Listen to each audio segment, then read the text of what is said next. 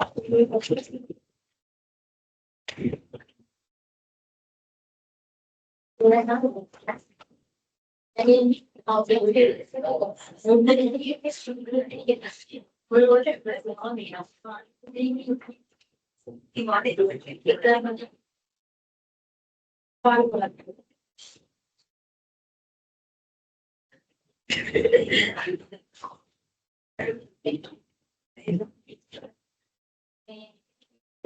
remember you have more members, but still only this is the size of the class.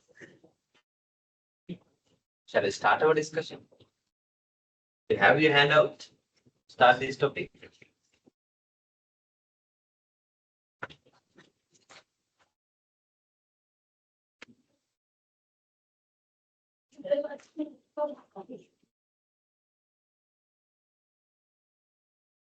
Find your hand out on this topic, topic number 6, process selection.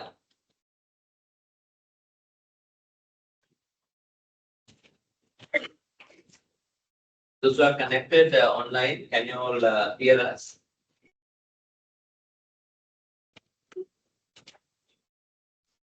Yes, sir.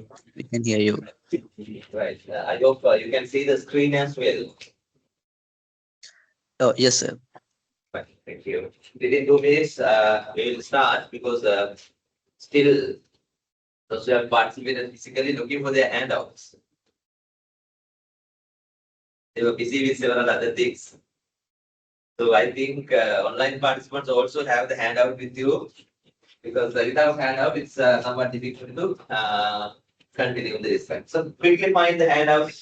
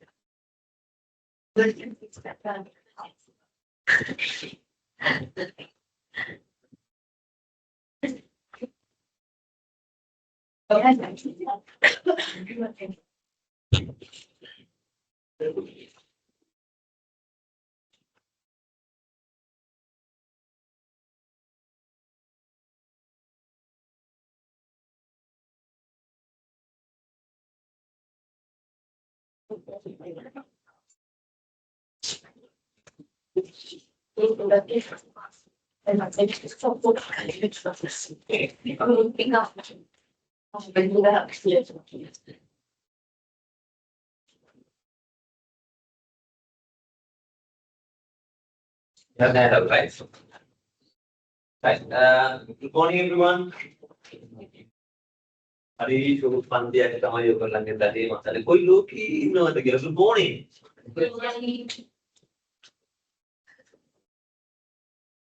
On operations management, the next topic we are going to discuss is process selection. Now, in previous topics we have covered so far, hope you have understood. Operations management is responsible for producing products, creating and delivering services on behalf of the business. So processes are essential for that. Without processes, no business. In any business, we won't be able to produce products, create and deliver services. So process-related decisions are critical in operations management. We have so far discussed certain things about processes. This is a different topic.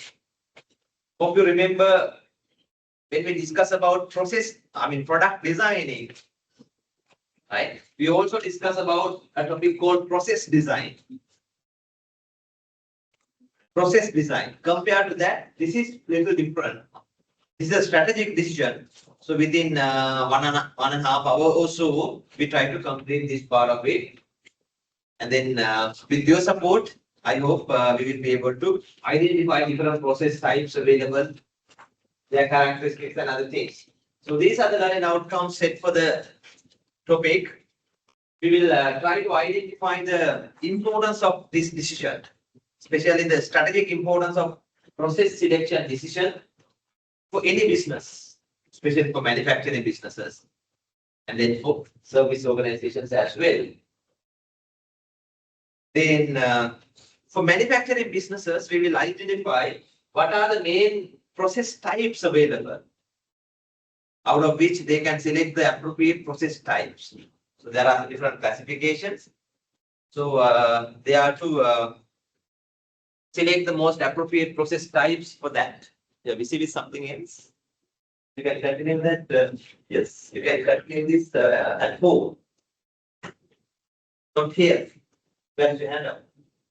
Where you are going to write down things. Sorry? Not download, where you can write down your notes. What the purpose of attending the lecture? Reading other books? For what purpose you have come here?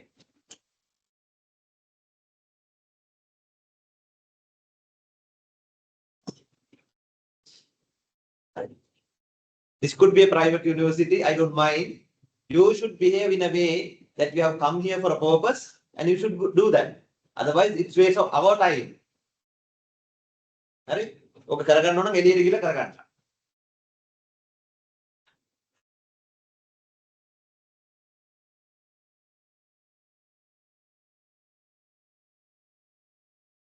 So you should have some space to write down things because we are going to discuss things in brief. If you are a university undergraduate, you should be able to understand things. They are not going to explain everything. The father,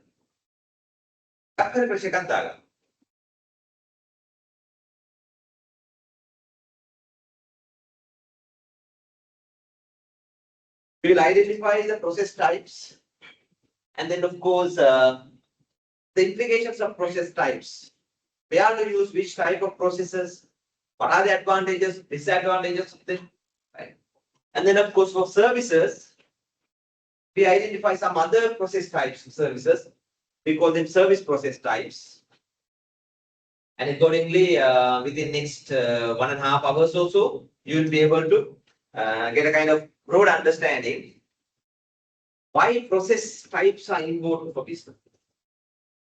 Why should operations managers select appropriate process types to get in the strategic advantages for the business? Right. So that understanding will be not only in your exams, but when you start working for some organizations. Not necessarily you would become an operations manager, but even as auditors, finance managers, accountants, right?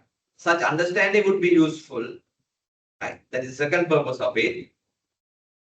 Third would be if you plan to start your own business, could be a manufacturing business, service business. Your understanding about these process types would be useful for you to plan the operations of your business. Not only that, wherever you go, could be a function in the organization, kind of social event, right?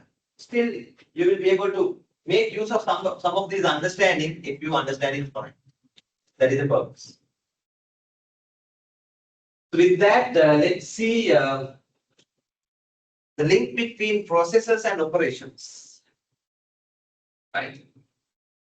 As I mentioned to you earlier, in operations management, there are different decisions.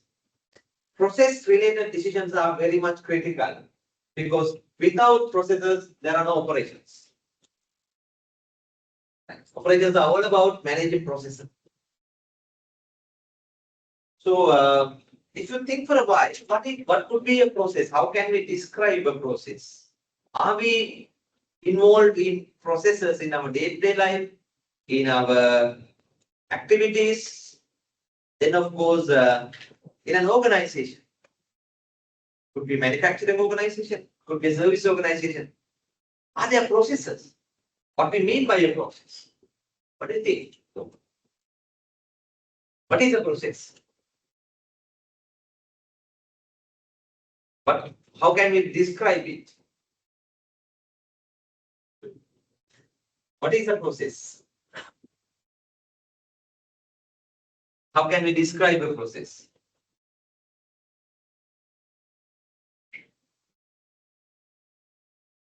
Do we involve in processes in our day-to-day life? Of course, yes. Very often, wherever we go, we involve. So, if you have to describe what a process is, how you would describe it?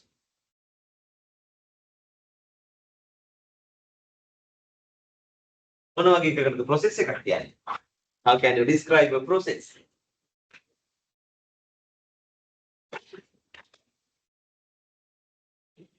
How you would describe a process? Can you give me an example for a process?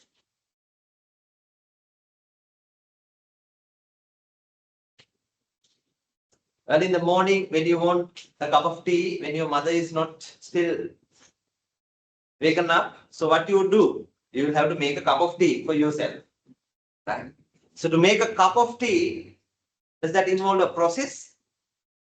Yes. You'll have to do certain steps in a sequential manner, right, to get a cup of tea done, to make a cup of tea. So, if you want to cook something, right, you have to follow a steps, series of steps, sequential steps from a starting point to an end, right, and get the output at the end. So all these are processes. If you want to get completed your degree, can you get it done within few days time? Few months time? Of course not. There's a process to involve. Right? Get registered for a course, complete each semester, each year, right? Take part in learning activities, evaluation activities, assessments, right? And complete all the semesters and meet all the criteria within 3 to 4 years time. And then only as a result of that process, you get qualified as a degree holder. Can you understand it? If you want to get some treatments from a hospital, right, that's a processing mode.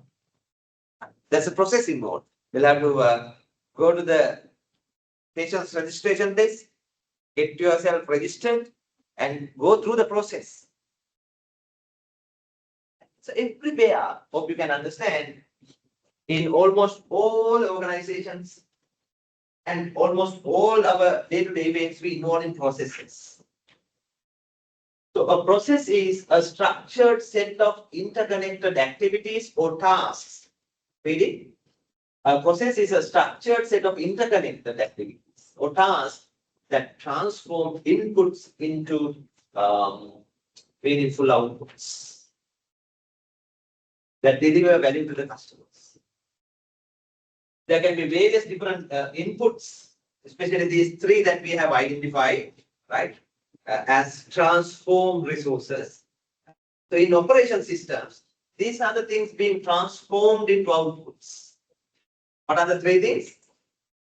Either materials, customers, being transformed into either products or services or any combination of them.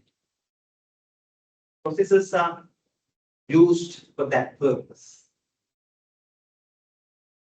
Unlike in our day-to-day life, like we make a cup of tea only in the morning or probably somewhere in the evening, only one cup or two maximum.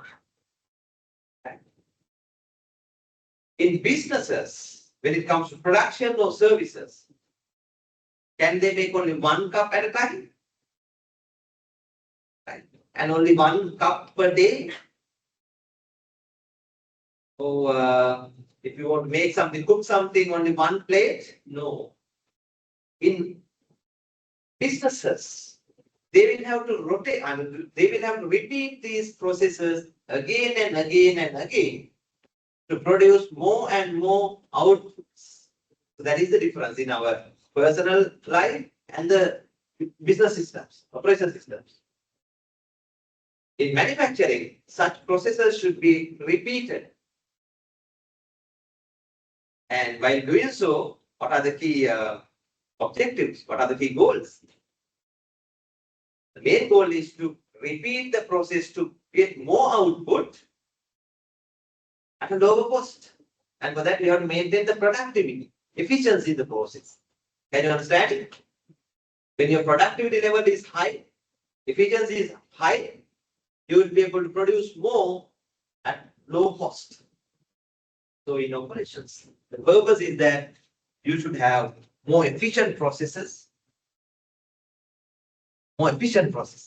that can be repeatedly used to produce more products at low cost. And the products you produce should be matched with the market requirement, customer requirement. Clear? So that your processes are very important in businesses, in manufacturing. Without processes, you cannot produce the products you want. You cannot meet the cost targets. You cannot meet the customer requirements.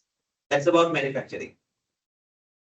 So there are different manufacturing process-related decisions. We are going to talk about one such decision. We call it process selection decision. In the same manner, when we think of service processes, let me clear that as well at this moment.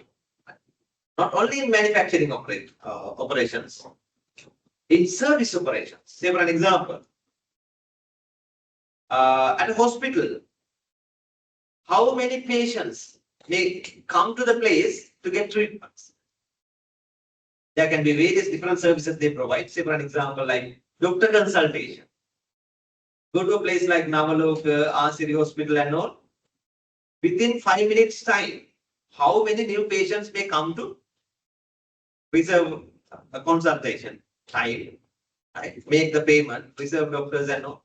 Many patients come. Maybe physically, maybe online. So there should be appropriate processes that everyone can go through quickly, get done the service as quickly as possible. Think of a bank, right? Commercial bank. When customers come to the branch outlet, maybe for various different purposes, maybe to deposit money, withdraw money, or could be opening a fixed deposit, or applying for a loan, mortgaging loans, or could be pawning loans, whatever. Depositing checks, right? Or various other money exchange. So there should be separate processes at the bank so that they can they can execute the process to create and deliver the service. Understanding? So for service industries, they need to have service processes, service operations. Think of a restaurant like Pizza Hut. When you go there as a group of people, like 5, 7, right? So there can be many customers coming, especially during this festive season. There are many customers coming and placing orders. There should be a process or different processes to process these orders, make the pizza or other food items they ordered, and then make sure they are delivered to the table or to the customer's doorstep using the processes there. Clear? Processes are everywhere. Without processes, businesses cannot run.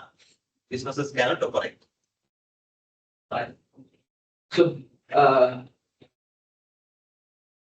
processes form the backbone of how organizations create and deliver their products efficiently and effectively. So that's it. In your future, when you start working for, let's say, audit firms, right? Some of you, majority of you might join audit firms. I don't know. I think so.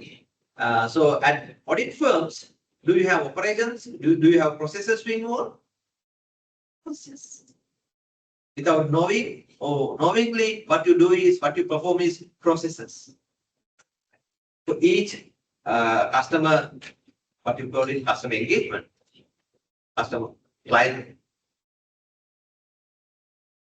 each audit project you get, right? Audit engagement is what? Everything.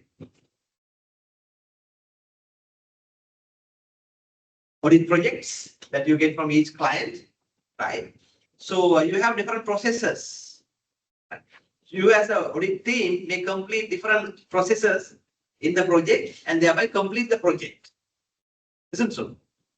So there are processes. Processes are everywhere.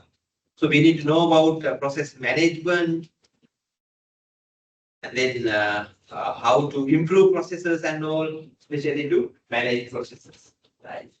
I hope that is clear. There are various different process-related decisions. One we have already discussed, that is process design or process engineering. With product design, we discuss about it. That is where, for a product we are going to manufacture, that we design now new, we identify a process, how this product can be manufactured. What is the starting step?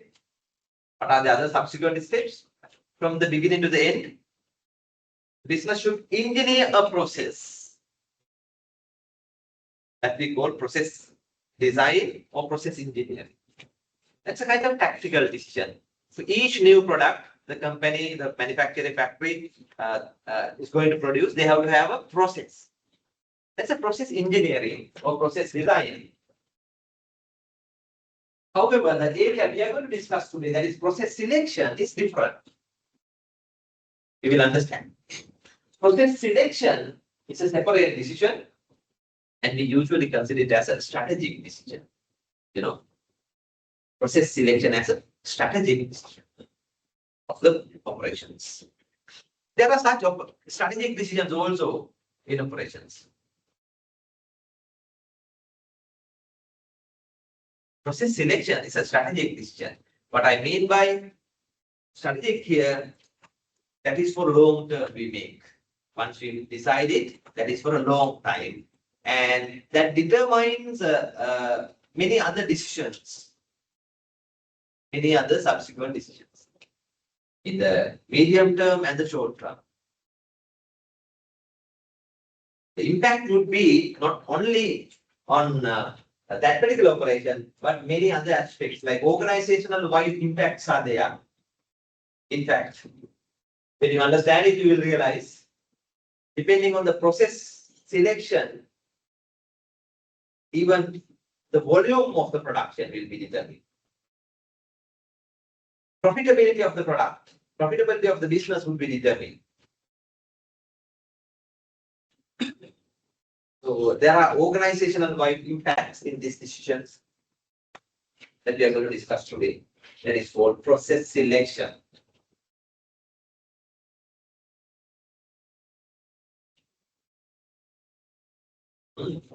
Let's see what it is.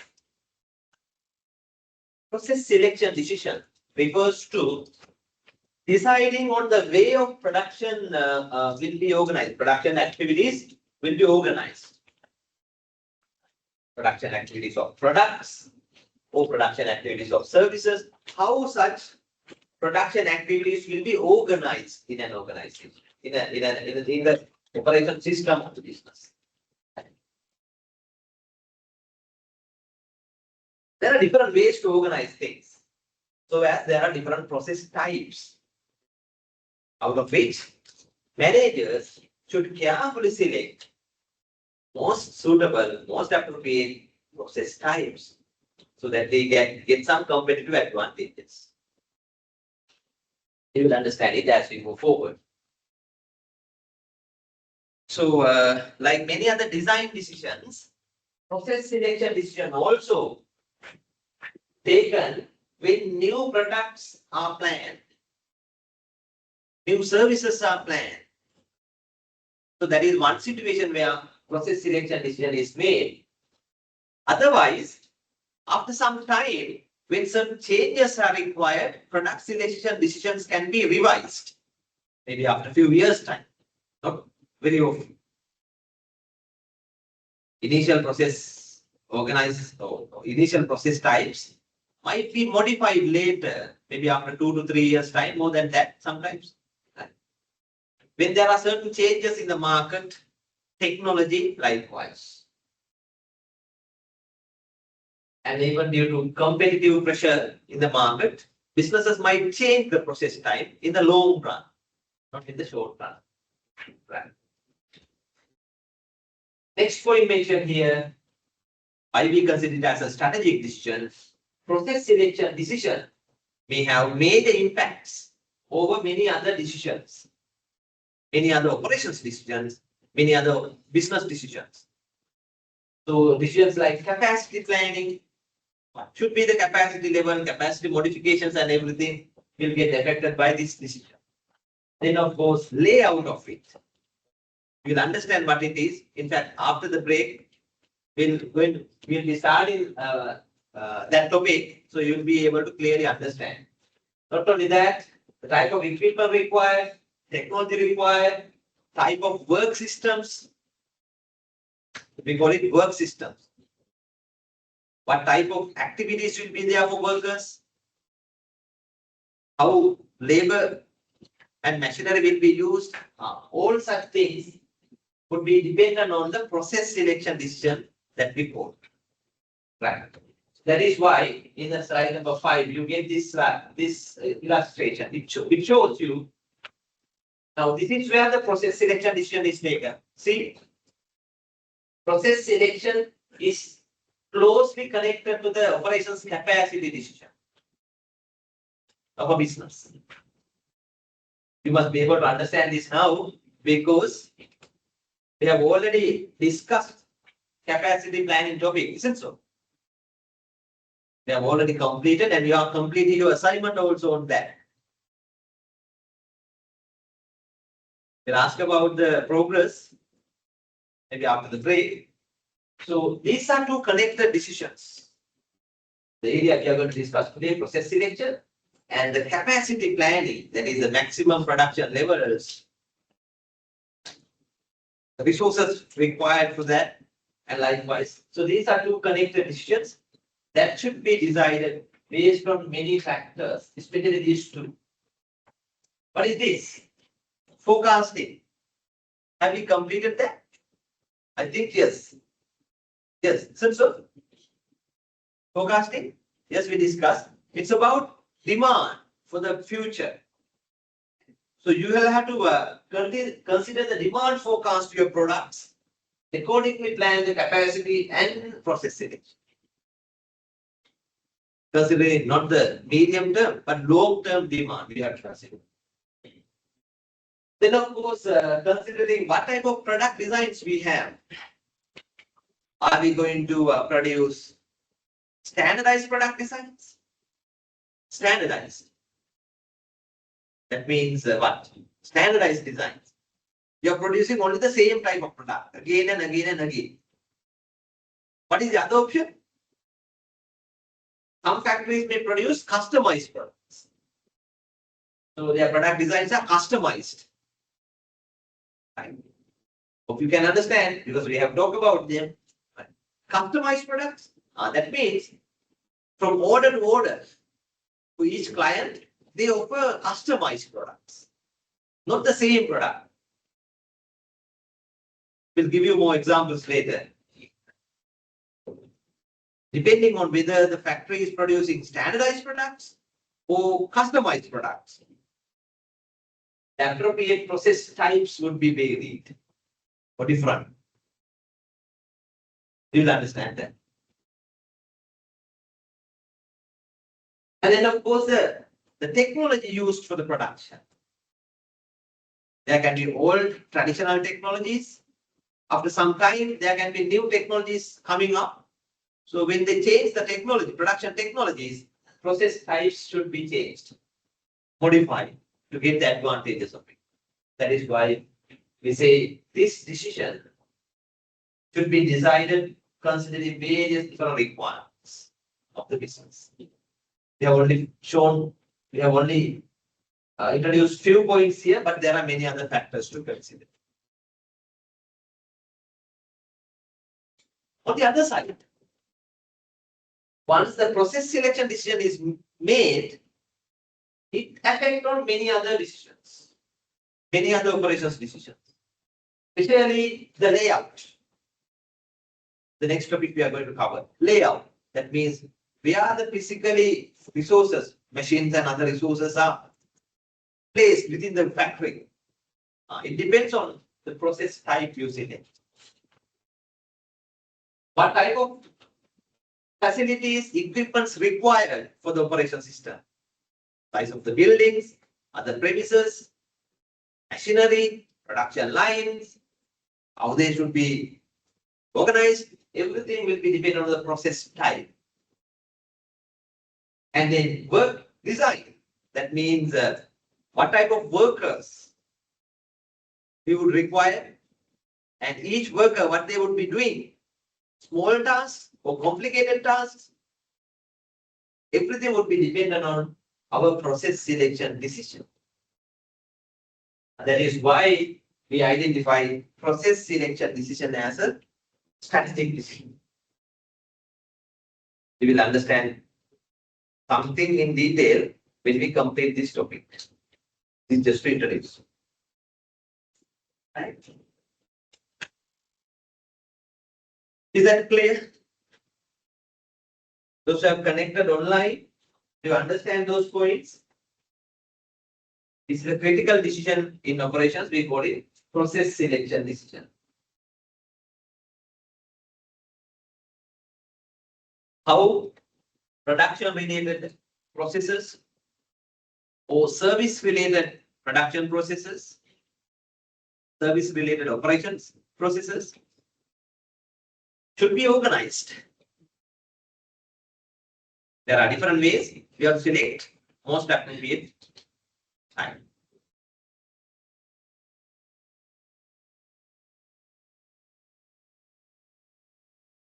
Right. I hope you don't have any questions up to that point. Then let's move to the main content.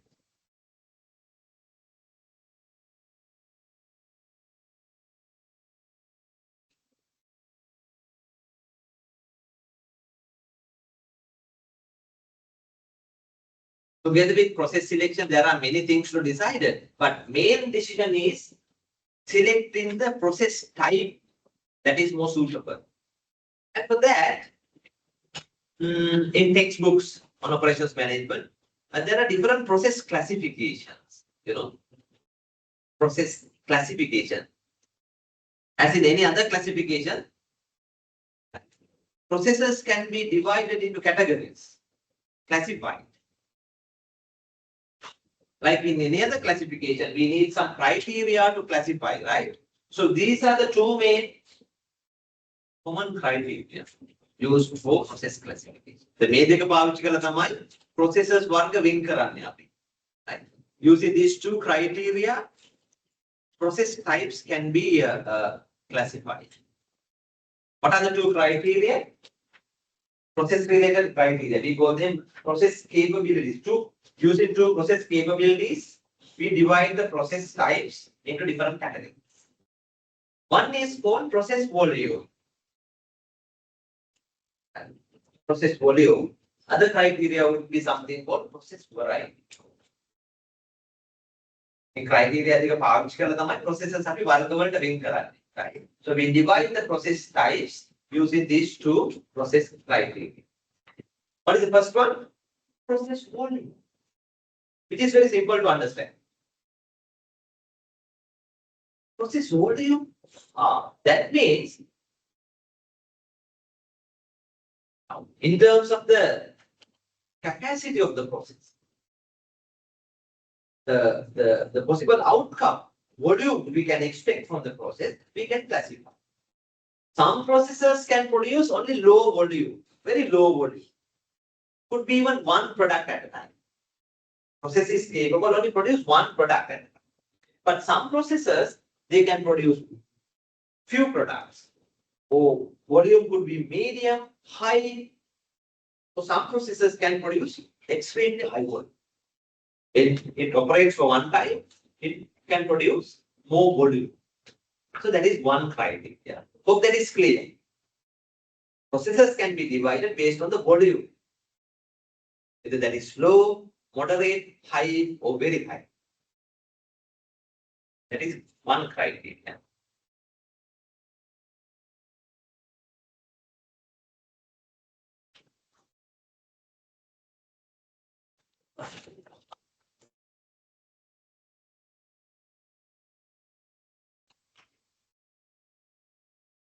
And the second criteria, we call it process variety. Quickly understand what it is. Understanding terrain. Process variety is all about how many different products the process can produce. How many variety of products the process can produce.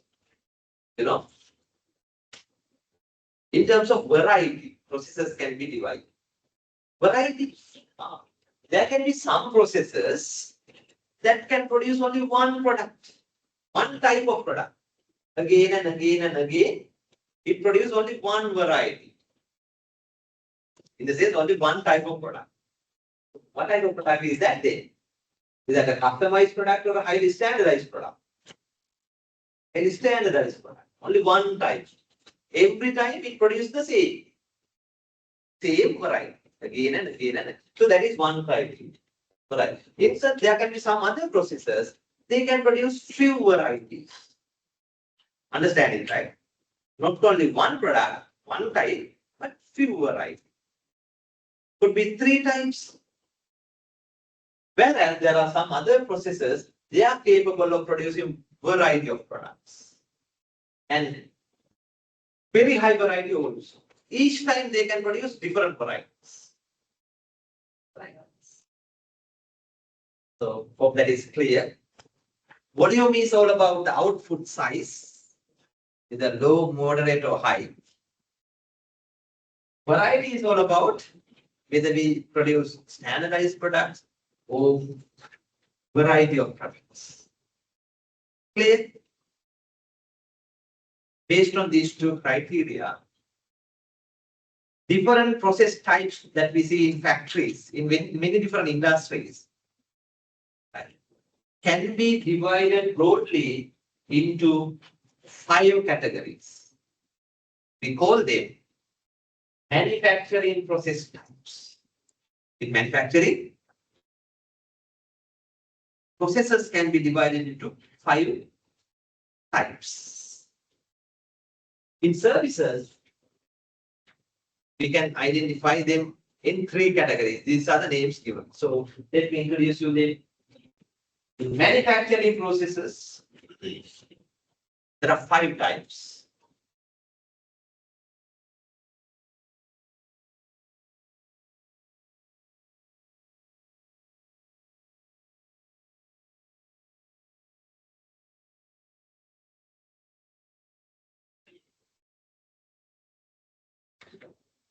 In the sense, there are these different names given, labels given for these type of processes. Project managers, factory managers and all, time to time, considering various different factors, especially these factors, some of these, demand for their product, what type of product you produce, what technology you use, what capacity you need to have. Likewise, they have to select the most appropriate process type. And accordingly,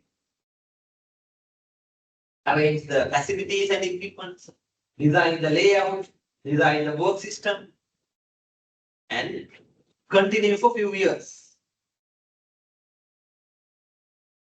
That is it. The decision is called process selection.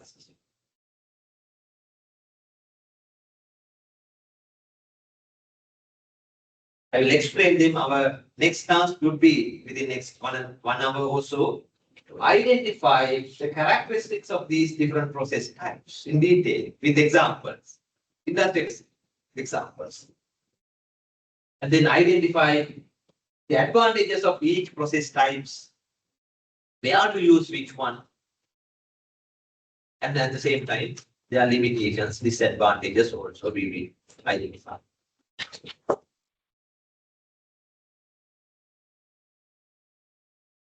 And prior to that, let me introduce you the service processes that are divided into 3 types, namely professional services, service shops, and mass services. These are the service processes. Now, in manufacturing, these are the process types basically known, right? We call them project processes, jobbing processes, or job shop processes. Have you come across them before? I think yes. In your business studies subject, have you? You may have little understanding if you have done business studies for your A levels. You need more practical understanding, especially in operations. Third category, we call it batch production or batch processes. Fourth one, we call it mass processes or assembly line processing. The fifth one, we call it continuous processes. However, we refer them as 5 categories. Different other textbooks may have 3 categories, 4 categories, don't mind.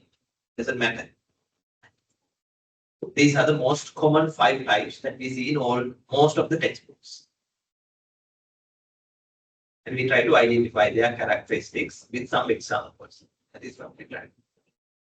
Services, 3. This slide is very interesting. It shows you, in terms of those 2 criteria we identify. What were the 2 criteria? Process volume and process variety. Right? This is how these different manufacturing process types can be compared, can be mapped or matched. Now look at the criteria mentioned here. Volume. From this end to this end. Low volume to moderate to high. Right? So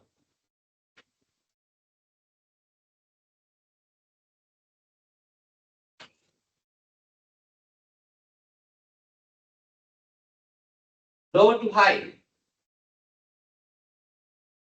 In terms of volume.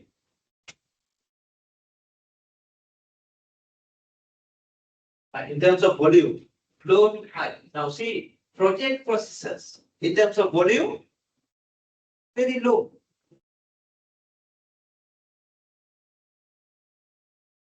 Continuous processes, very high. Others are in between. So jobbing in terms of volumes are low volume, low to moderate. And coming to batch, in terms of volume, moderate volume. Moderate. But what we call mass processes, volume is high. For continuous processes, very high. Clear? How about the other criteria? That is, in terms of variety. In terms of variety, that means whether the process can produce a variety of products, customized products, or same product, standardized product. So variety is very high towards this side of it. So project processes, variety is very high. That means these type of processes we call project processes can produce different products. Highly customized products each time. Job shops or jobbing, they are also capable of producing customized products. Variety is high to moderate. they can produce customized products.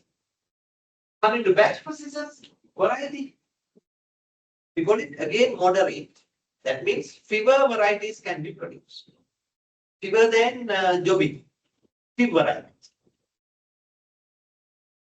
Coming to mass processes, variety is low. That means only few varieties can be produced. Understanding? Let's discuss further details, but you need to have that idea in your mind. This is how we can classify. Coming to continuous processes, variety is very low, right? That means highly standardized products only they can produce. Clear? That is it. Those are the differences. Hope that is clear. With respect to two criteria, process characteristics or process capabilities. What are the two criteria? Process volume and process variety. This is how we can classify. Towards this side of it, process flow is intermittent. Intermittent in the sense separated. Towards this side of it, process flow is continuous. Process flow, how things happen in the process. Flow is continuous. That means soon after the other, right, process will be continuous. So in process tasks, towards this side of it, more diverse and complex process tasks, right, towards this side of it. Towards this side of it, especially mass processes and continuous processes, we see more divided tasks and repeated tasks. So that is why I told you, if you understand this, you can have a summary in your mind. If not now, after spending the next 1 hour, come back to this slide and try to understand it again. Clear? 5 process types. We will discuss more examples, characteristics also.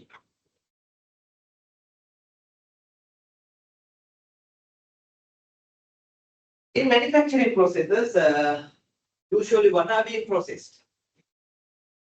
Now, in the previous slide, we identified somewhere here, we understood in processes, there are different inputs being processed. In fact, for operations, there are these 3 transform inputs. One is called materials, other one is called information, and other one is called, right? So in manufacturing processes, that means in factories when producing products, out of these 3, what would be processed mostly? In manufacturing processes, are we processing materials, customers, or information? We have discussed this already. Hello? What do you process? We process materials in manufacturing processes. Say, for example, if you go to a factory like biscuits factory, producing biscuits, what do they produce? What do they process?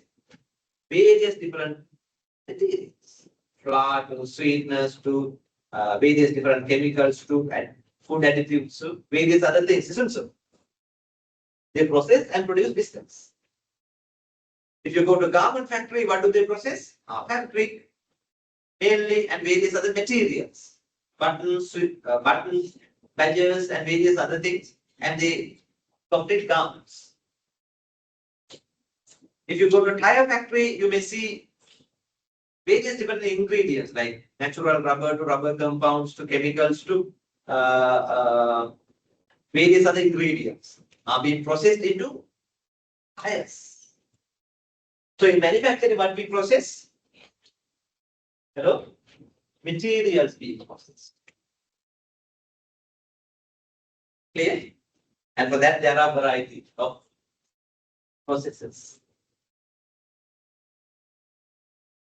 Sometimes factories might use project, Some other factories might use jobbing, whereas most commonly they would be using batch processing or mass processing. For certain industries, even continuous processing is also possible. Understood it? I hope so.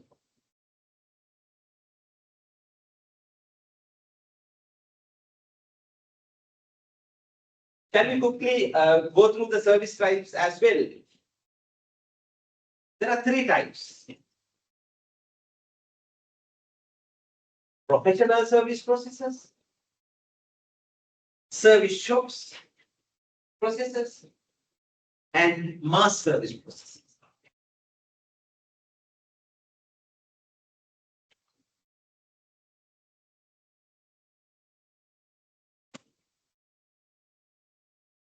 In the next slide, again, when we map them against these 2 criteria, in terms of volume, right, low to high, right, from this end to this end. Toward this side, volume is low. Toward this side, volume is high. So, professional service processes capable of producing low volume. In terms of variety, they are capable of producing high variety. Low volume, high variety. High variety in the sense, customized services. Can you understand it? Different customized services would be created and delivered through professional service. I will give you further details and examples after I define them. Coming to the second category, we call them service shops. Right. They are capable of producing moderate volume, fewer varieties. Not highly customized, but to some extent, things can be customized. Few varieties can be offered. Coming to this category, we call it mass services. They are capable of producing big volumes. But varieties, varieties, so that means customized services, so standardized services. Variety is low, standardized services. Almost all the customers, the same service. So those are the options. Clear. So that is how we can identify them and classify them. Services, we classify them into 3. Now I'm going back. Now in service operations, what do we process? Mostly we process either customers or information in service processes. Can you understand it? We discussed already this in the first discussion or first topic. In service processes, what do we process? Either customers or service or information or both. Say for an example, take some service operations like hospital. In their healthcare operations, what do they process? Patients. In their operations, what do they process? Patients they process. Customers.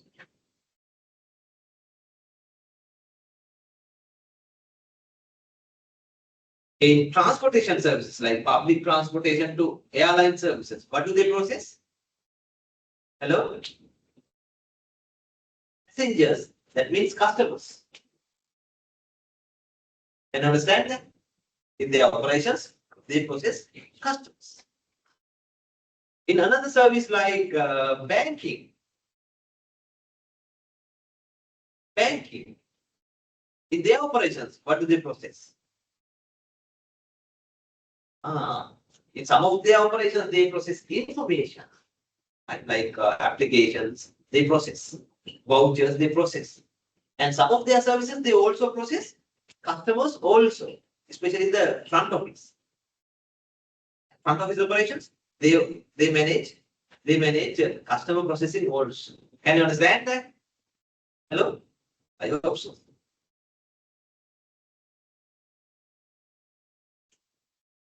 If you take a university as an example, in their operations, what do they process? In their normal university operations, students,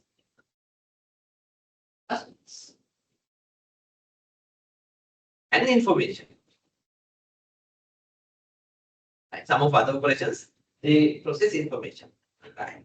So hope that is clear. So in service operations, we either process customers or information, and for that there are three options available.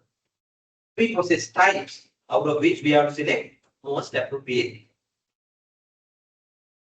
Whether to use process, professional services, service shops, or mass services. It's up to the management. Depending on the demand, depending on other factors, the technology you use, and everything. Very simple. Write things down, and meantime ask some questions if any. Those who are connected online, is that clear? What are the different process types? And in terms of two process criteria, like process volume and process variety, this is how we classify them. After a small break, we will try to discuss each of them in detail and identify their characteristics, advantages, and limitations. With more examples, illustrative examples. Before leaving for the break, mark your attendance as well.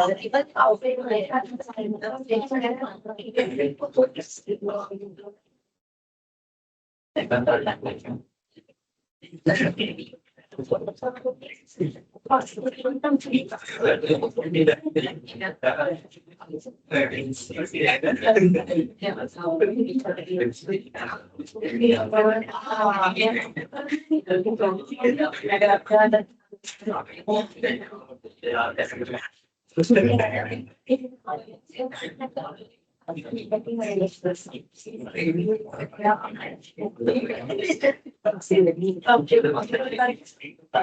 can mark your attendance using the QR. And then I hope within 15 minutes you will be back. I will be starting around 10.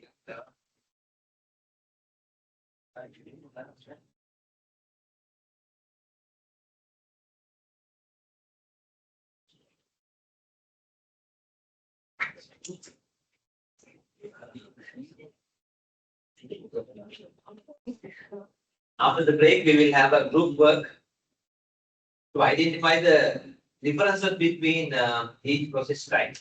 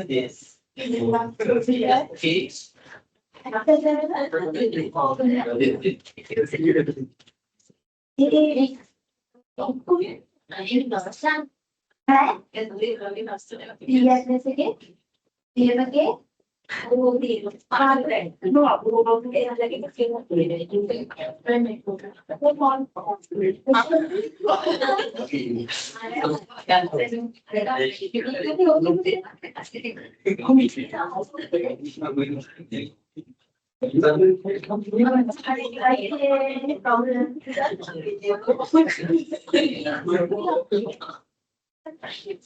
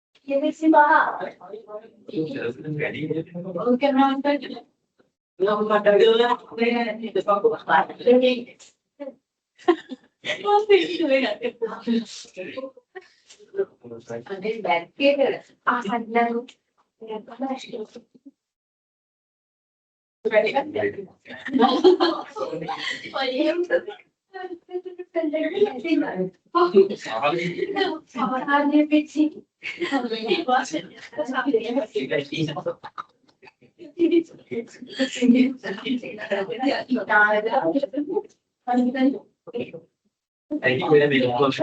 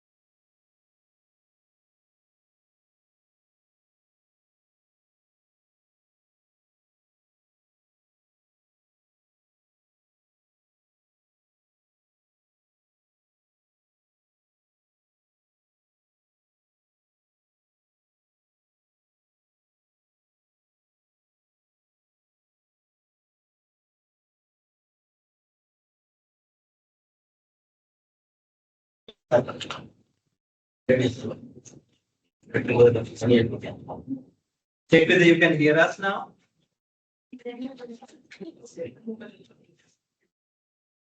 Yes, sir.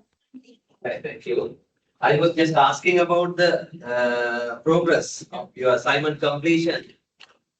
Are there any groups or individuals who still could not find a company to study and then complete the assignment? Then I assume that all members have groups and then they have contacted at least one organization. Now they are in the process of data collection in that. So the next week, if possible, within Monday or Tuesday, try to get it done. Otherwise, you will have to wait till week after next, right? During the Christmas festive season, you will not be allowed to visit companies, factories, right? When you ask about whether all members, right, every member in the group should be take part in the company visit. Yes, it's good if every one of you can join. So one purpose of this, one objective of this assignment is to make an opportunity for you to go and see what's happening in industries, right? See what's happening in factories, how operations managers make decisions, not only about capacity, but also about any other thing. Right? So I personally won't be able to take you to the industry and show you how factories operate, how operations managers involved in getting things done, how the technology contributes to operations and all other things. So take this as an opportunity. You as a group, not alone, right? So you as a group safely can visit a factory and directly talk to the management, especially when you mention that you come from a university, SAB university. Of course, I believe they will support you very much, provide you all the information required.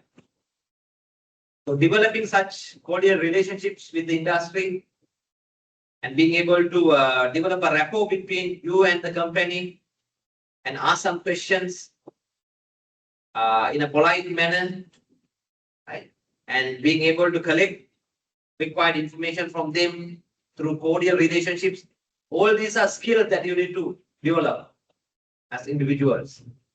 So take this as an opportunity to go to the industry and see how they manage their operations management activities. Particularly, your assignment is on capacity related challenges, issues they have. So you will have to find a way to ask questions. Don't ask directly. What are the capacity related problems? Do you have any capacity problems likewise? Right? You'll have to politely approach the situation. First of all, look for the details. What do they do? How do they manage their operations? What technologies they have? Right? And look at the resources. What operations resources they use in terms of labor, in terms of machinery, in terms of factory, right? In terms of warehouse and various different physical facilities they use. And then realize what type of capacity problems they might have while you are visiting the factory, while you are listening to them. And accordingly, you may ask some simple questions, explaining that in this assignment, you are particularly required to look into matters related to operations capacity related challenges, not problems actually, right? What challenges do they have? So you can ask some simple questions, right? So when you try to manage your operations and meet market requirements and all, do you face any challenges in relation to labor, in relation to machine availability, in relation to production line capacity, factory capacity, transportation resources and other things? So likewise, ask some questions in a simple manner. So they will share what they can share with you.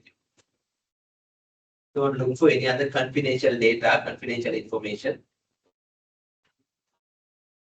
Even though you might visit places where your parents work, your relatives work, you have some personal connections, don't ask such.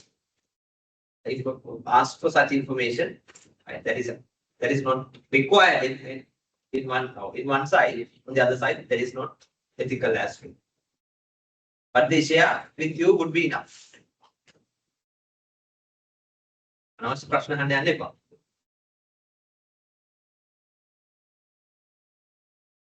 So that is about operations challenges. Then you have to suggest them some suggestions also, some strategies also to overcome them.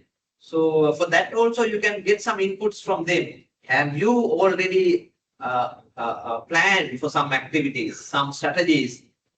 What are your plans to overcome those challenges, constraints? Likewise, you can collect some information, some suggestions from them as well. In addition to that, you as a group can discuss based on what we discuss in the classroom or with the support of any other experts in the field. You can suggest your suggestions. I have given all the instructions. Luckily, we have that lecture recorded, I guess. So go into those details and find more details. Tentatively set, not probably tentatively. I set the deadline as 10th of January. I hope you will be able to finalize it as well. Let's see.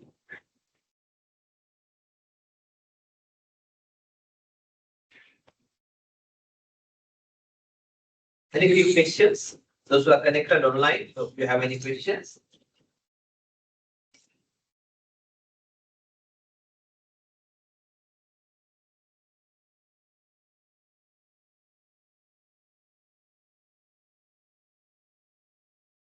No? Right. Then let's move to the main part of our discussion today. Before the break, we identified what process selection decision is and why that is important. And then we identified there are different process types for manufacturing and services separately. Now let's take each of them quickly and identify their characteristics. Through a group study, we are going to do that. In fact, if you look at past papers, in most of them, you will see a question like, compare these 5 process types or compare 2 selected process types that are mentioned there. Maybe you have to explain the difference or how you compare jobbing processes and mass processes. Their characteristics, their advantages, with examples and their limitations. And for that, you should know the characteristics of each of them. The discussion we are going to have now within the next 45 minutes or so will be useful for that. So make full use of that time. We need at least 5 members, right? Maybe 4 would be enough, but 5 members, right, in a group. Can you quickly form 5-member groups? In case 4 would be fine, but we need 5-member groups quickly.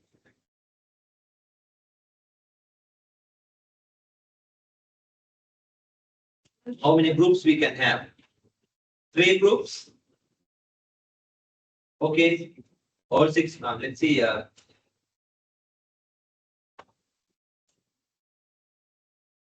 One can go in them, I guess.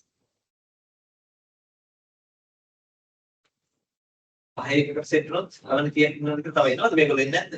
ඔයගොල්ලන්ම ගිහලා දැන් lunch එකේ ඔක්කොම අරගෙන දැන් ගෙදරම ගිහලා.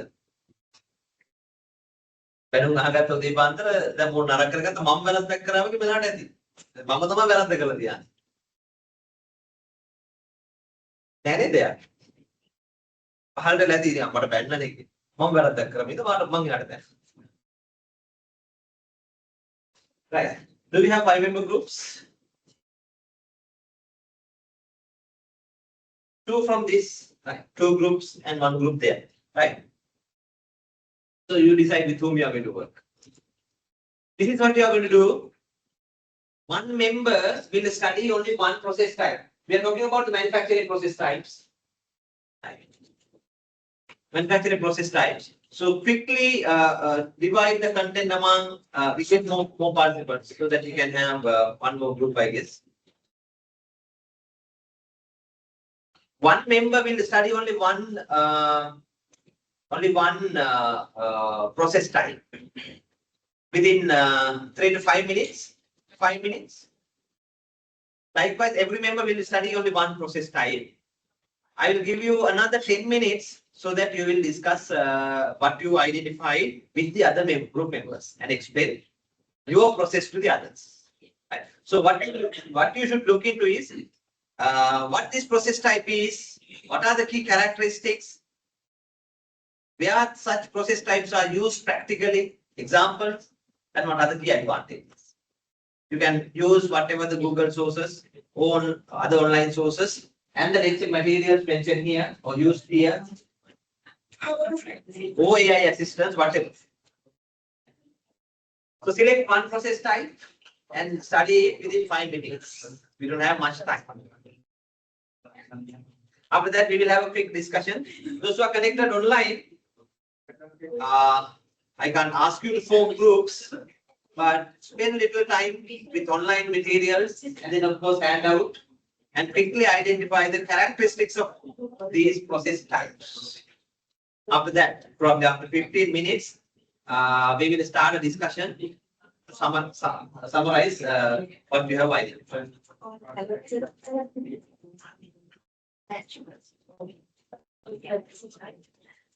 Now we can have two groups here as well. Eh? Two groups.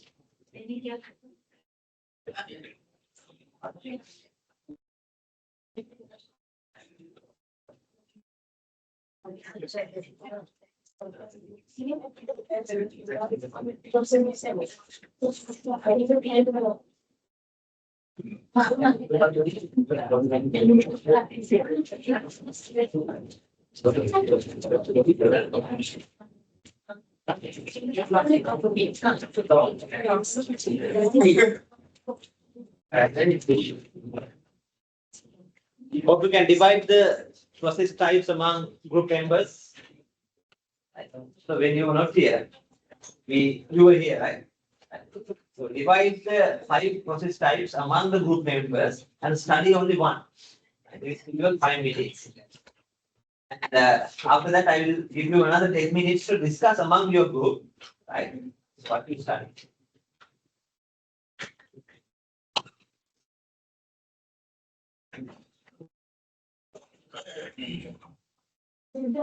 Project processes, what their characteristics are.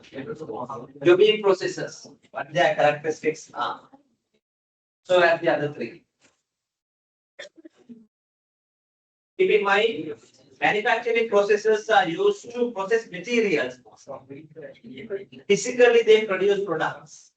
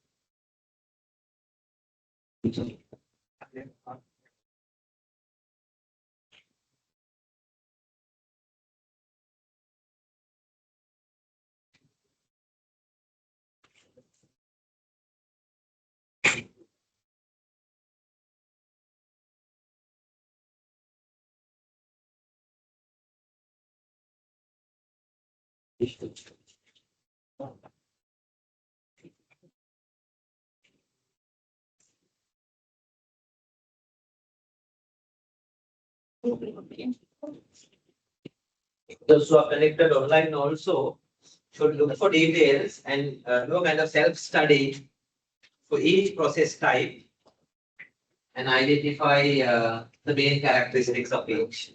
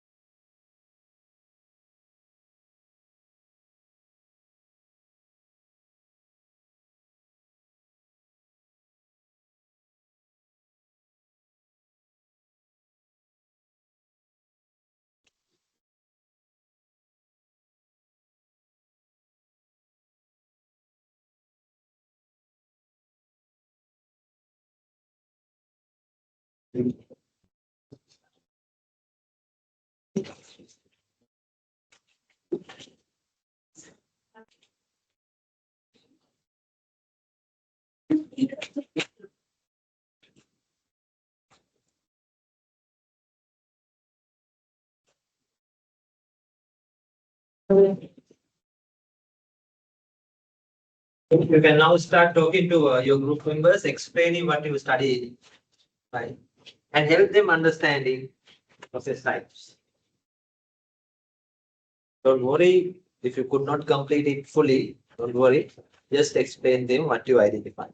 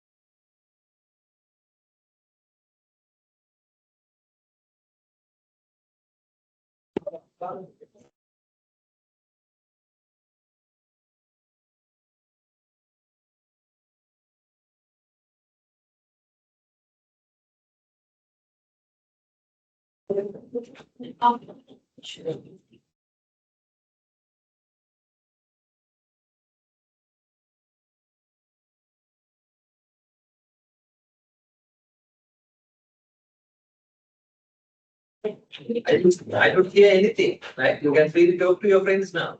Explain what you learned. Again.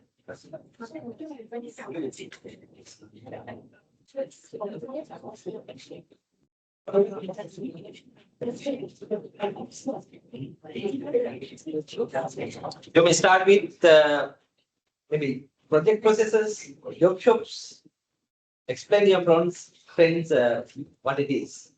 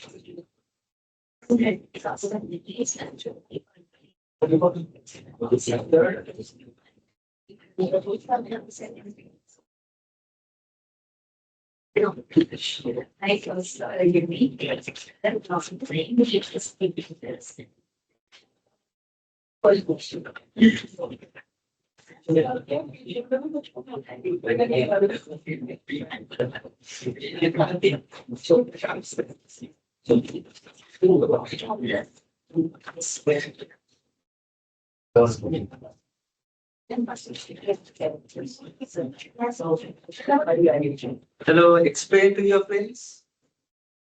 तो कथा करना है.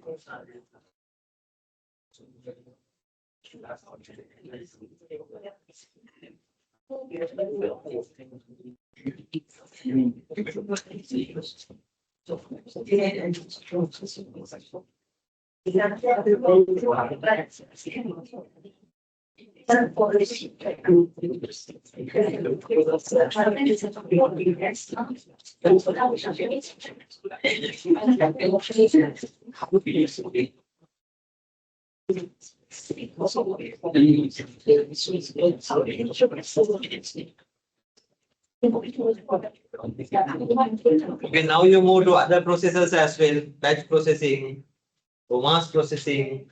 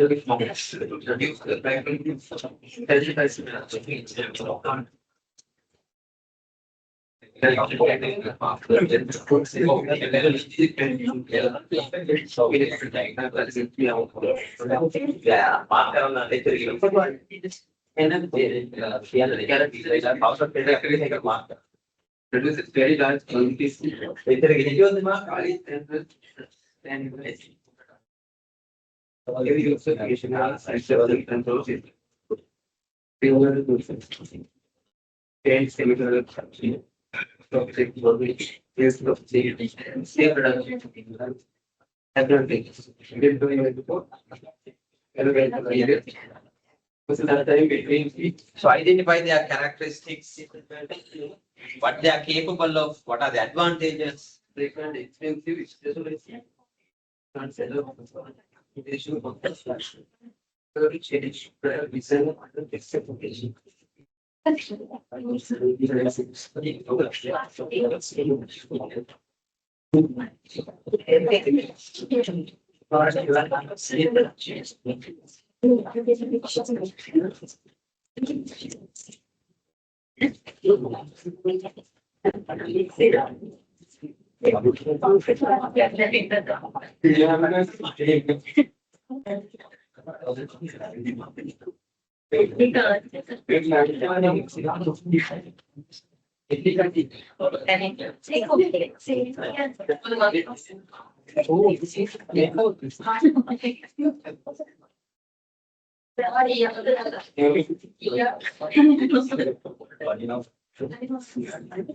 Meantime, if you need my assistance, my support, you can raise your hand. I will come and explain.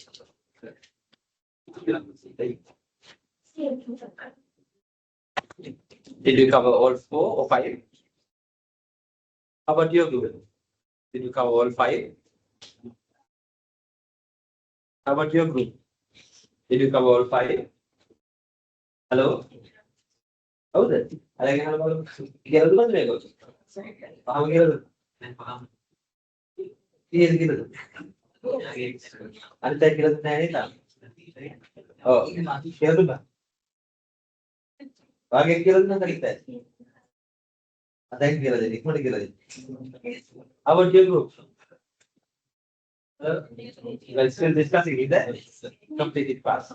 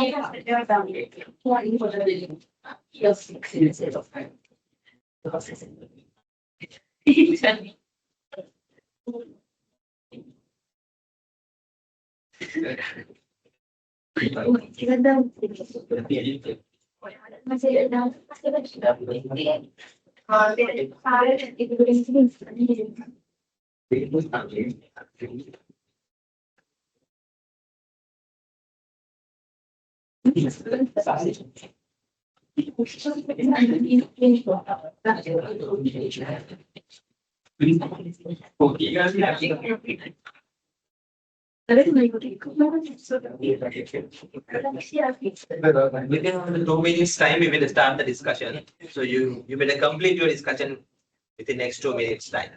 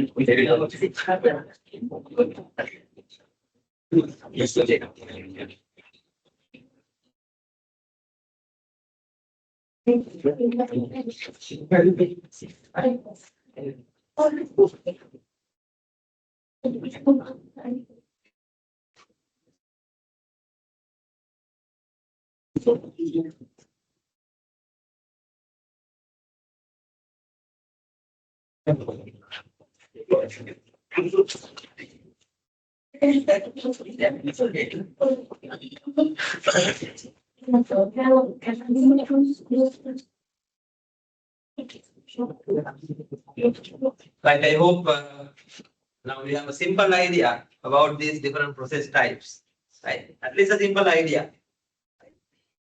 So for producing products, factories have options. They can use any of these approaches after carefully thinking of different factors. Now, as you have understood what we mean by project processes and what are the main characteristics of it.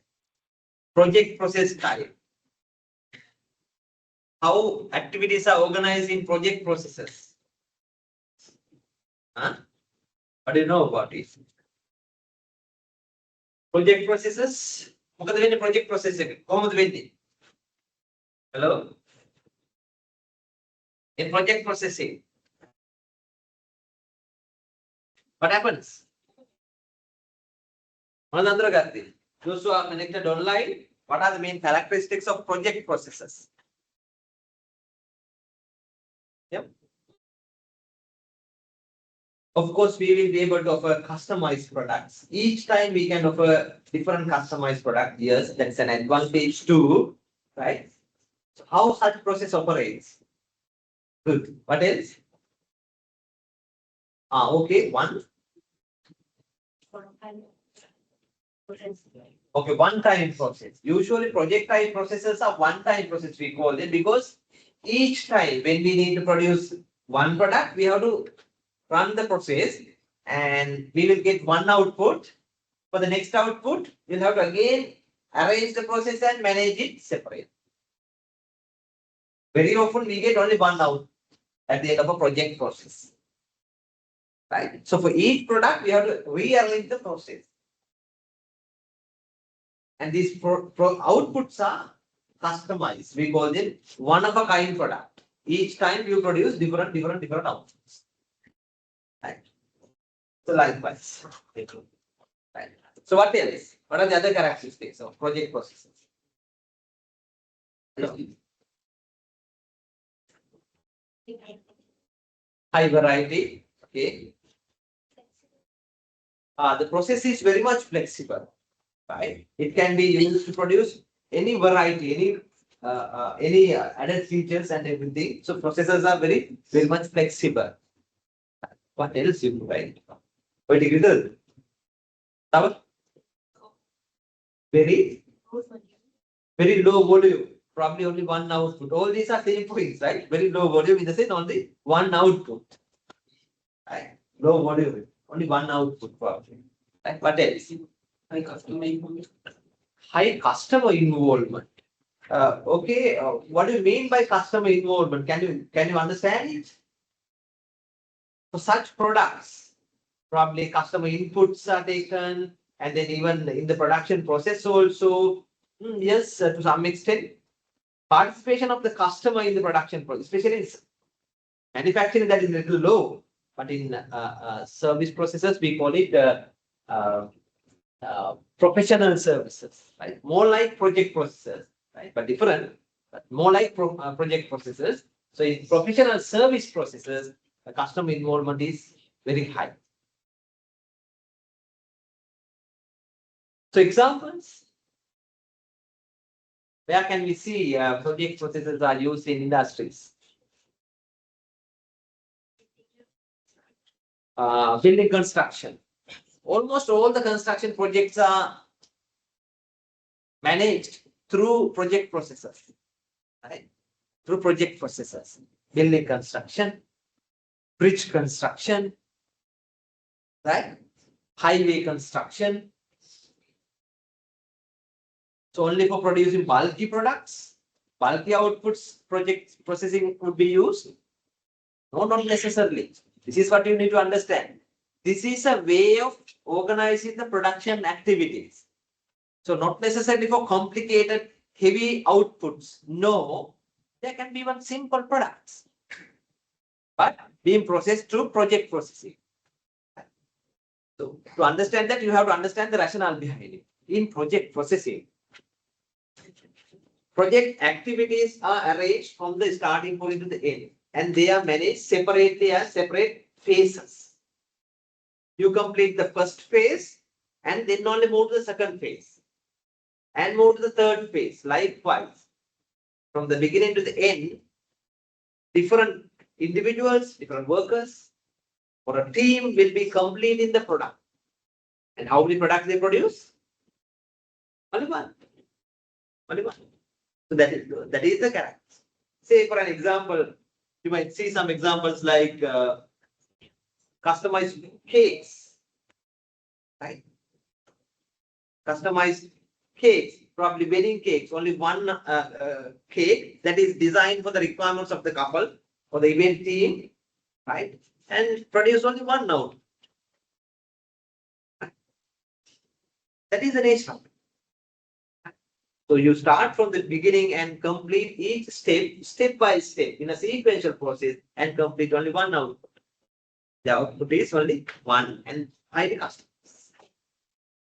When you make a cup of tea for yourself, probably you might use a project processing. You yourself, one person, complete from the beginning to the end, step by step, isn't so? The project. Right? So how about the time taken? You can compare it with the other process types later. Time taken for the process completion would be little longer. How about the process cost? Per unit production cost, relatively high, probably very high. Because you have to use different resources. Different resources, only when they are required, you use in the process, so that the operating cost would be relatively high. So per unit cost, very high because of less efficiency. Can you understand that? Those are the characteristics. However, what is the main advantage of this type of processor? Why companies would look for it? High. Repeat it. Okay, high quality. Yes, sometimes we can mention quality, high quality there, but not necessarily. Other process types also are capable of producing quality products. But one main key advantage, customization. We will be able to customize it, fully customized. If you visit a factory like many industries, they use it, not only construction firms. If you visit Colombo dockyard, shipbuilding company, for medium to large scale ships they build, they get orders from their clients. Each ship, each medium scale to large scale ships, they are customer design products. Right? So they are produced from the beginning to from the initial sketches to the finishing touch at a bay at Colombo dockyard.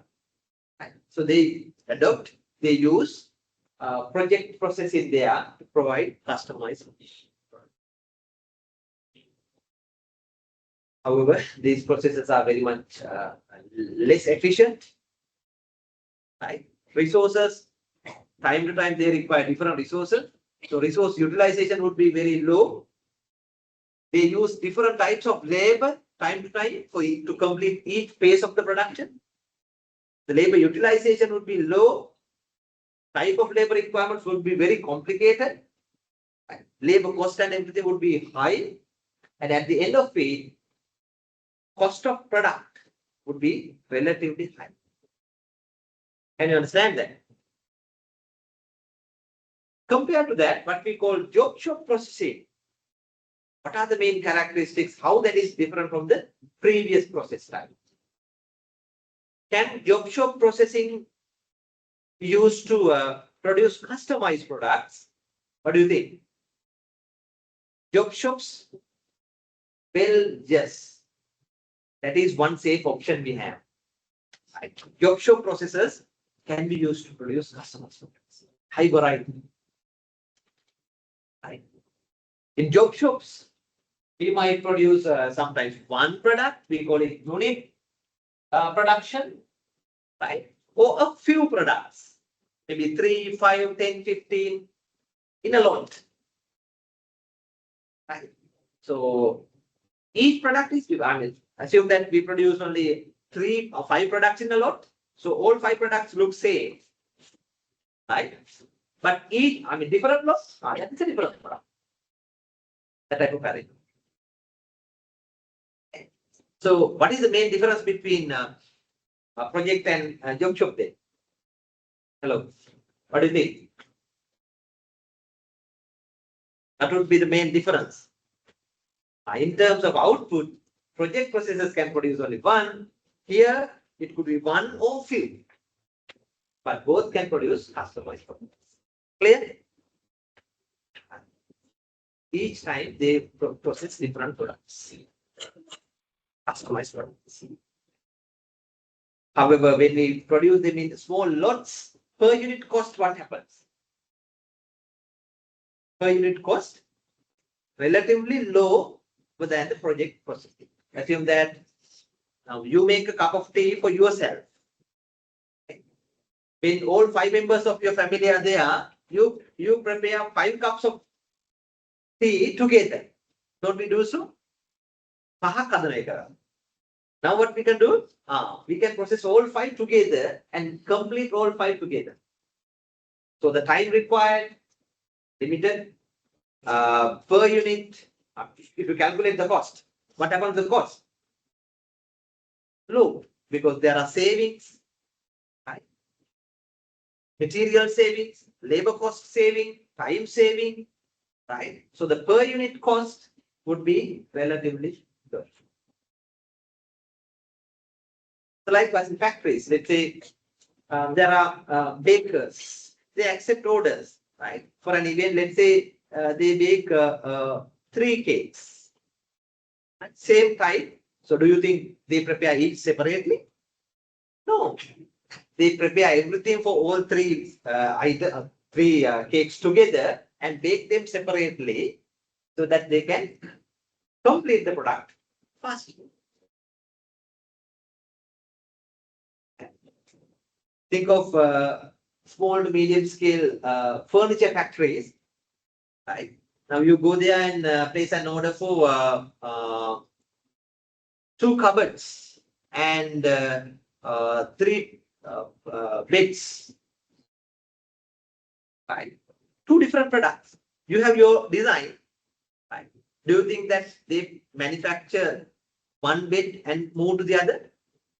No, that is inefficient. So what do? Through practice, they have learned, we arrange all the components for all 3 beds together. 3 items together processed. For the cupboards, 2 items together processed and complete separate. So that they can complete faster. There can be material savings because of minimum wastage and all.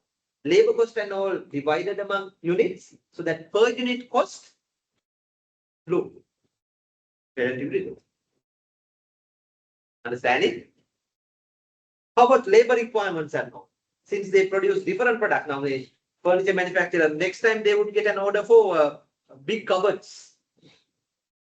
Or from Montessori, they would get an order for 15 desks. Right? So their workforce should be capable to produce variety of products. They should be capable, skilled labor. That is expensive. Can you understand it? They may require variety of tools, equipments, process different products. Right? So they should be ready with all such tools, equipments, and all, so that initial investment would be a little big. Resource utilization. They are utilized only when they are used, but they need to maintain. They need to have those equipments and all. So resource utilization would be low, efficiency would be low, and that would result in higher per unit cost. Can you understand that? Those are the disadvantages. What is the main advantage?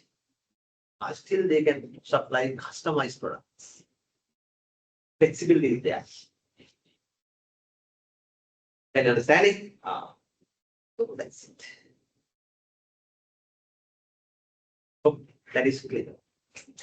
Compared to that, batch processing.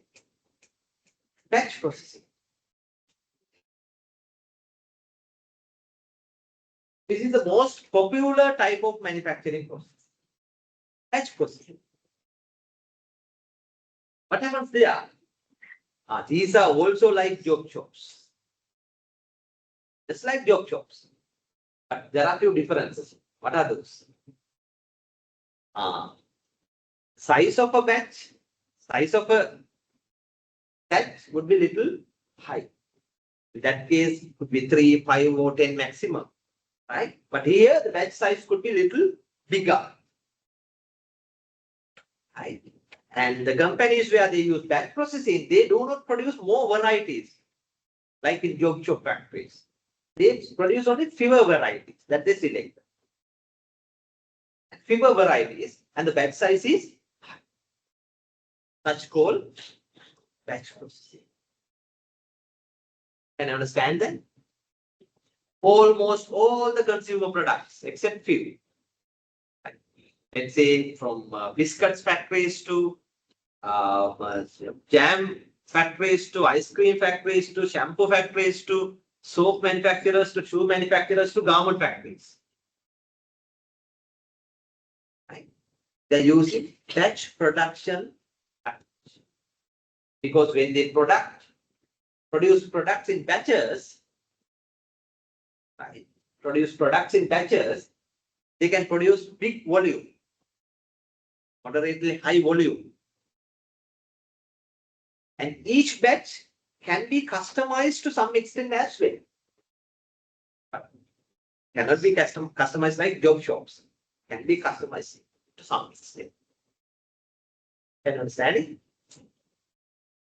Since they produce only few varieties, their workers should be able to produce only them.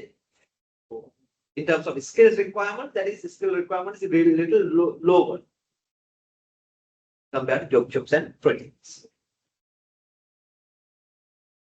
On the other side, since the batch size is bigger, right? How about the per unit cost?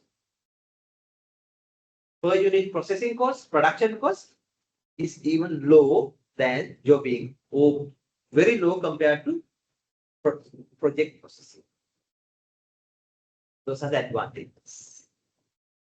Right? So to get those advantages, almost all the factories, most of everything, right, being manufactured using batch processing. Pharmaceuticals to electronic items to garment factories to. You may see Dutch numbers on the packaging. That means they are being manufactured as batches. Referring to the batch number, they can recognize when that was started, using which materials and everything. Wherever you go, you would see batch processing being used.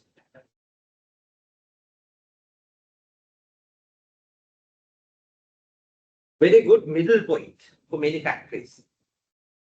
Moderate volume, moderate variety. Hope you can compare them now. However, after some time in manufacturing history,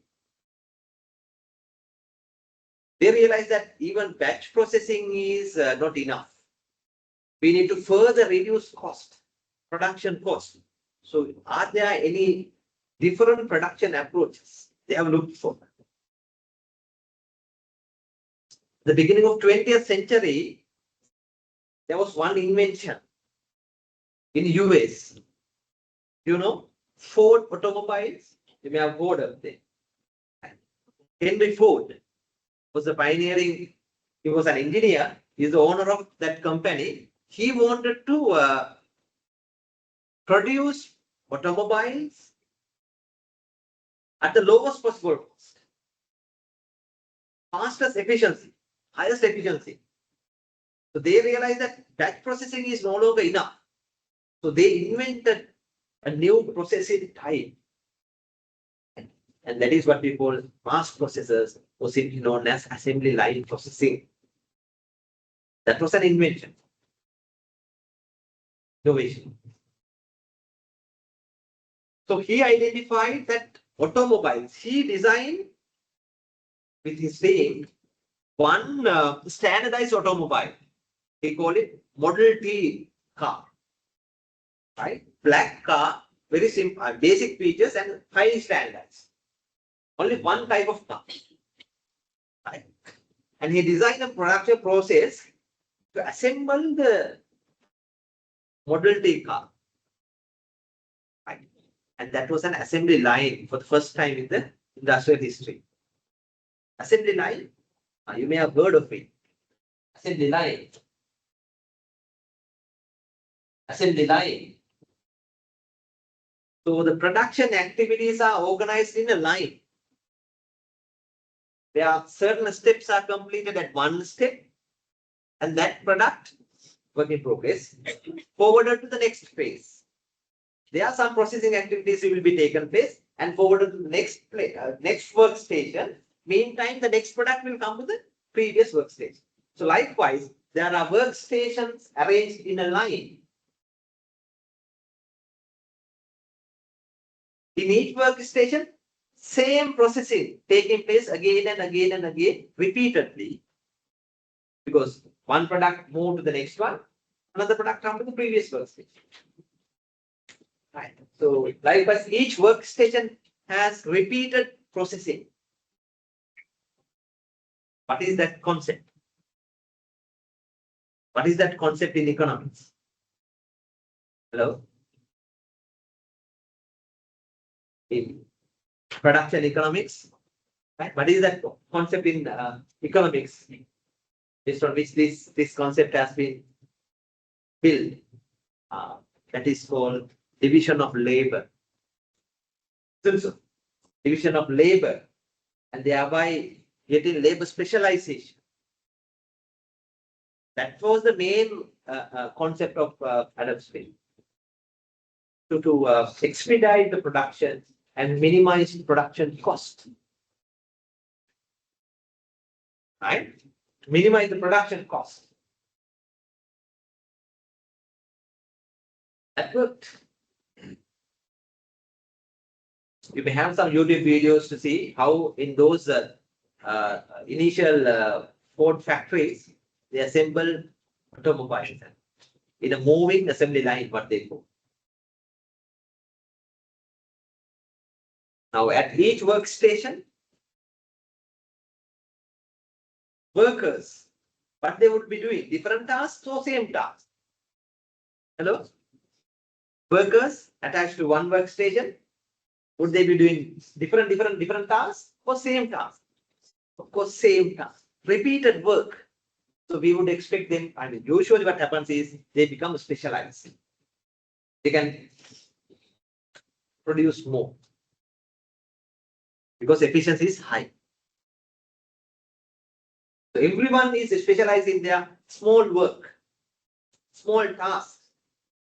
So everyone is specialized in what they do. And as a result, what happens to the production volume?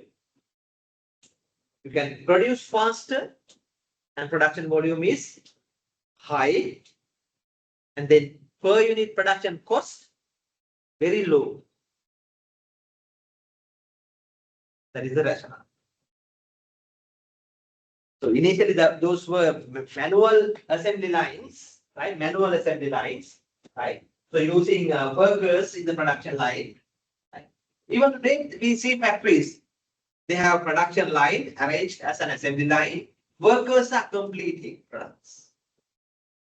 Very fast, high efficiency, big volume, low production cost, high productivity.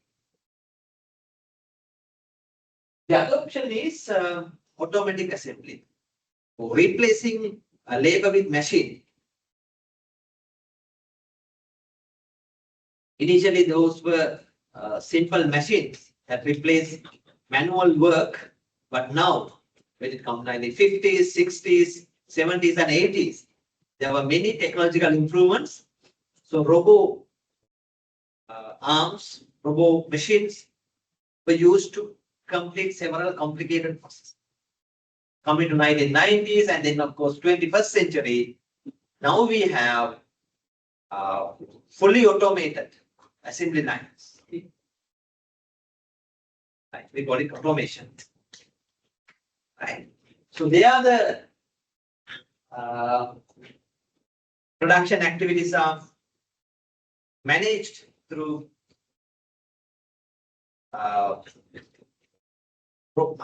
production machines controlled through systems.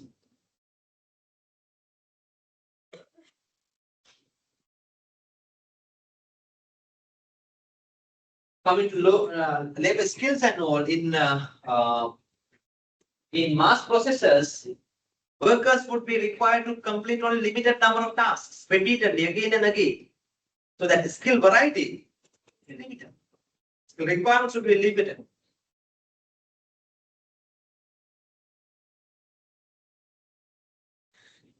In batch processing, there is something called changeovers or setups.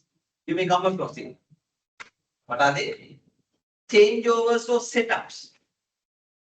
In batch processing, we have changeovers or setups. What it could be? It's something like when when the factory complete one type of product, one batch. Say they manufacture. When I visited one Velisara factory producing flow guard, right? So the same factory, same production line is used to manufacture different pack sizes. Let's say small, medium, and family size. So when they complete one medium size flow guard production, maybe if that production run may go to a few hours, maybe 2 days, 3 days continuously. I mean continuously in the sense one batch will be produced each day, maybe for 3 days. Then when the production is over, they will have to change it to big size or the family size. How do they do that?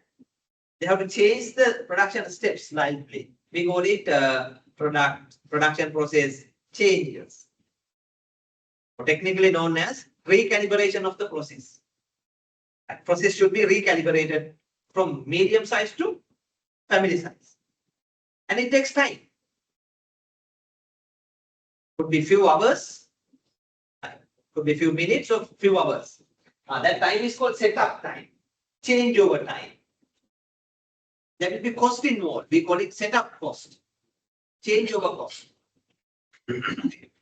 So when they change batches, there will be setup time and setup cost involved. But in assembly lines, we don't have such setups, changeovers, because the process is operated the same line from one workstation to the other. That no setup time, no setup cost, almost zero. But in traditional assembly lines, sometimes they use the same assembly line to produce different production as well. there we see small amount small amount of time to use to change the process. Highly efficient.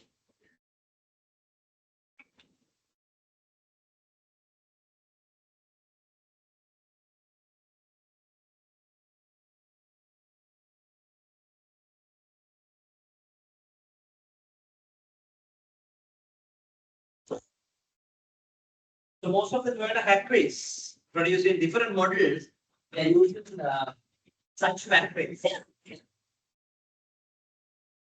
These are the finished product.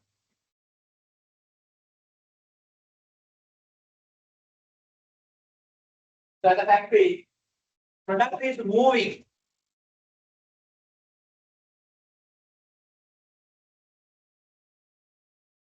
And certain processing will be completed each workstation.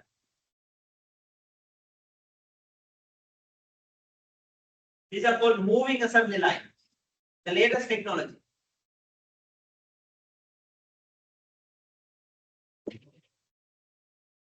The worker is doing only limited tasks with the help of machinery, tools, and product will be moved to the next level.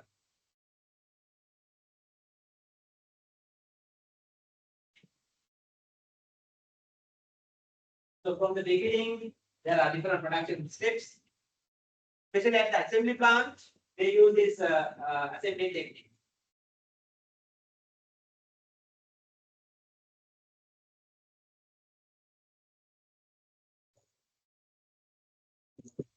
There is the dashboard and all. With the use of machinery.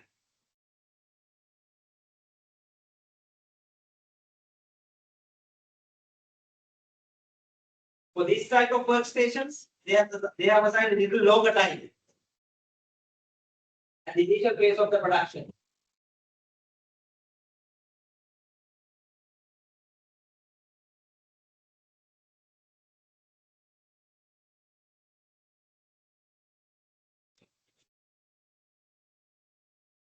The tasks.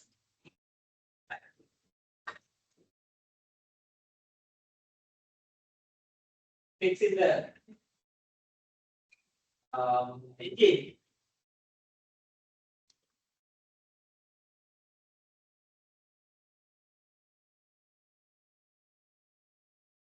Assembling the doors. Within a few minutes time, that part will be over, forwarded to the next.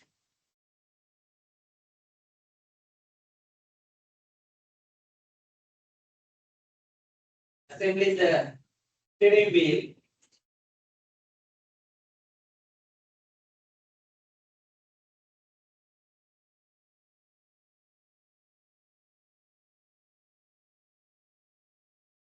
That is how they maintain the efficiency. Every time, every car will go through the same process. Meantime, there can be quality assurance events as well. That is ready for quality inspection, final inspection. There will be a lot of quality assurance.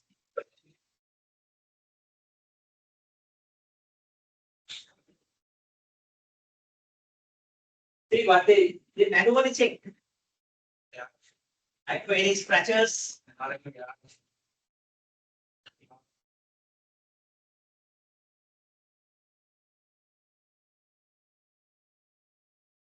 Inspecting the quality out appearance of it.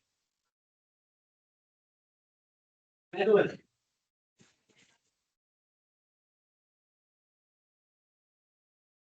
There should be any single scratch.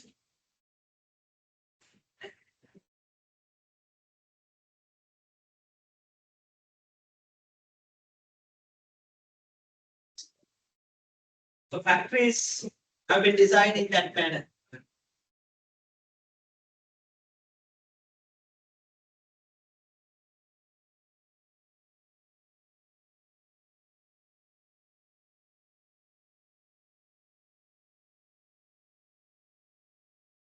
It's a speed testing, another quality assurance mechanism.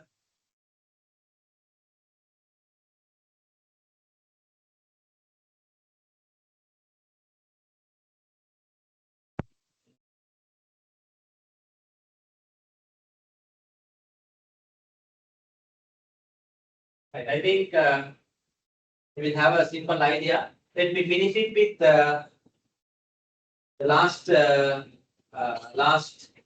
process types. What is that? Continuous processing. Right? That is a different one.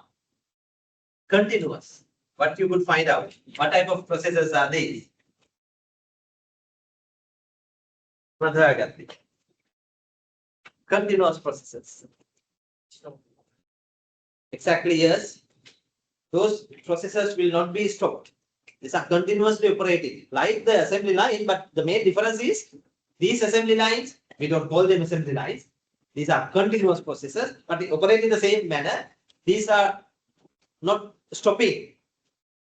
24/7, 365 days. Right? Pardon me?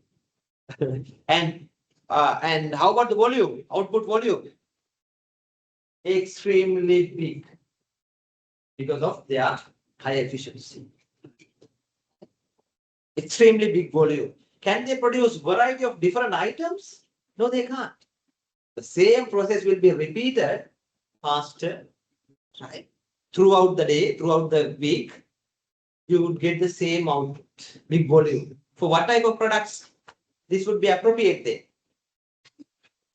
Probably electricity, water refinement, water treatment plants, right? For any such product, about the demand. What type of demand such product should have? Low demand, moderate or high or very high. The demand for the product should be extremely high. Constant demand should be there so that you can sell whatever the amount you produce. So not appropriate for all the industries, for all the products, right? Appropriate only for products that has a very high stable demand, like electricity.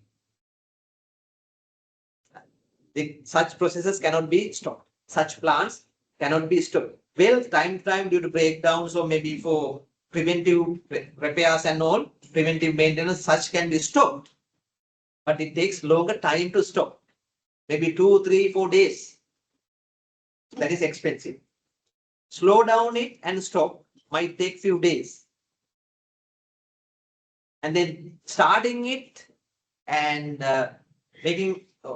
taking it to the running mode, it might again take few days. Expensive. So such processes do not stop. So we identified about 5 process types, didn't we? Project processes, job shops, batch, and then assembly lines, so mass processes and continuous processes. So operations managers, time to time, depending on the market demand, depending on any other development, they have to change. Sometimes they start with job shop processing. After a few years, they realize, no, job shop is no longer enough. Our demand is increasing for few products. So we are going to focus only on those 3 products, 5 products and produce in big volume. So batch production would be better. In their product life cycle, when it comes to maturity level, sometimes product varieties, they might prefer only 1 or 2 varieties, not all the varieties. So to produce them in big volume, sometimes they will even move to mass processing. Modify their batch processing to mass processing. Tiara cakes. Right? If you have seen the advertisements, commercials for production on the factory, right? You may have seen they are using assembly line produce cakes. So along the product life cycle, operations managers will have to change the production time. Maybe after 2 to 5 years, 10 to 15 years time. And thereby they can reduce the operating cost in one side, increase or decrease the production volume as well. Understanding? That decision is called process selection. We'll have another lecture today, maybe around 3:30. 3:30, 3. So we will try to move to the next topic after spending around 15 minutes on this. Right. Thank you very much.